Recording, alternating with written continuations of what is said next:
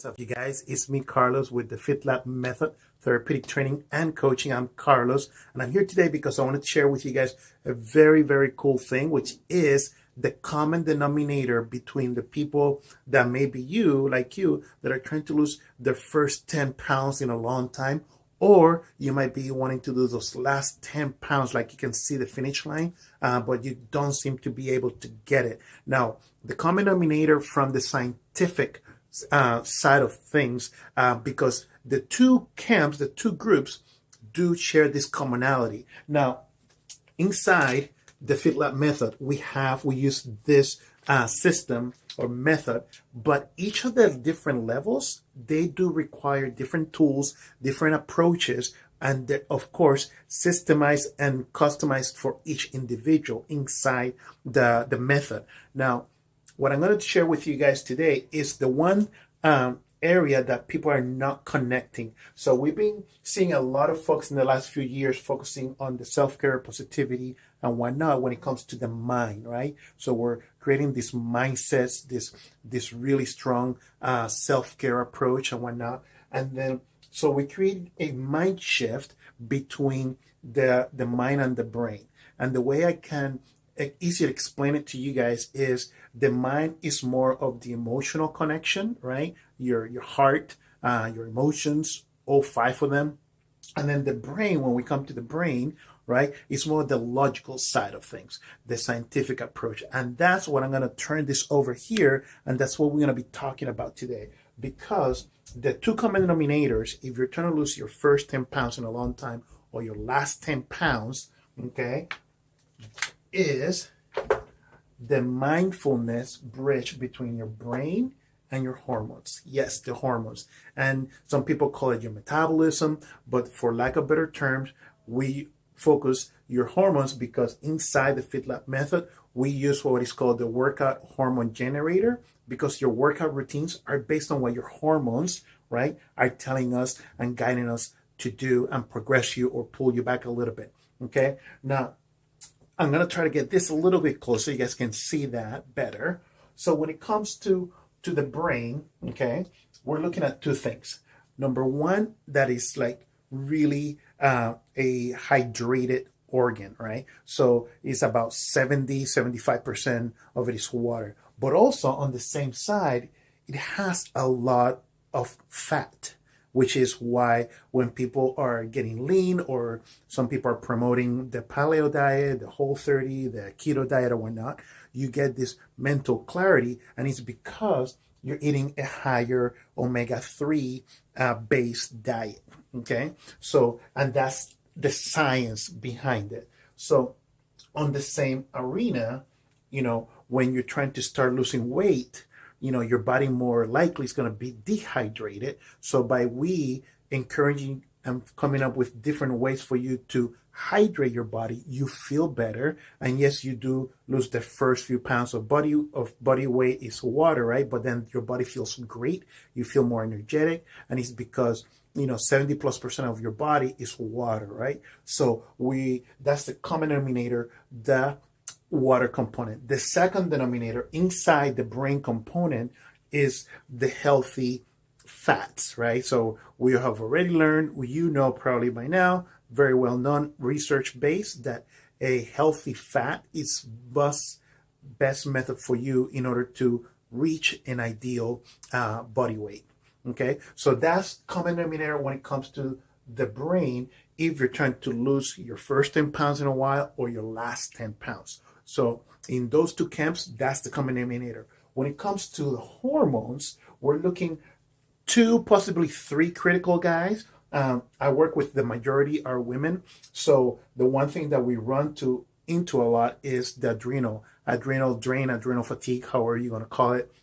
We're looking at the adrenals, that they're so fatigued, they're so exhausted. And, those are the 2 little triangles that are sitting on top of your ovaries, right? So they're very exhausted. So we try to help them, support them or get them better via, mindset, of course, but also nutrition, right? And of course, the master gland, we can never leave it out of the equation, which is your thyroid. So we have people from time to time check their thyroids for the T4 levels and whatnot.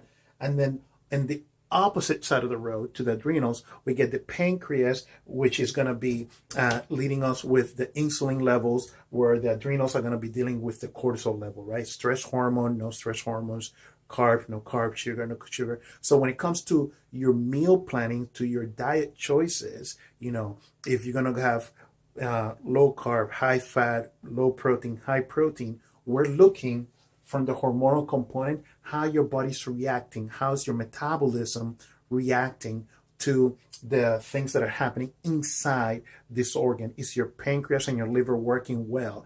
Is your kidney able to catch up with the demands of the more hydration? So all those things go into play when you're working with us inside the Fit Lab method, because the workout hormone generator will dictate, that maybe it might be time for you to kind of add on some more dark greens, or maybe back off a little bit of your bright color fruits and put more of the dark fruits in your diet and whatnot. But this is all science-based. And the common denominator is, when you first start, your adrenals might tend to be fatigued. You might be overly stressed. Your cortisol might be high, right? Or when you're at the tail end of your last 10 pounds, you might have overlooked the level of insulin in your blood. So we gotta keep track of those things, because that's actually science, not gut feeling, science-based, better assessment and actual modification that we can do for the program, so people are not swinging a piñata. What I call it is the piñata approach. Is all based. Now, keep in mind that both camps are gonna go through a phase where your fat cells are going to be dumping into your bloodstream when you first start losing weight, or when you're at the tail end of your last 10 pounds. So your fat cells are going to be getting dumped into the bloodstream depending on your workout regimen. So when we're talking this week about this orange level, which is getting the right workout, that's what we're talking about. Is your workout kicking in gear, your metabolism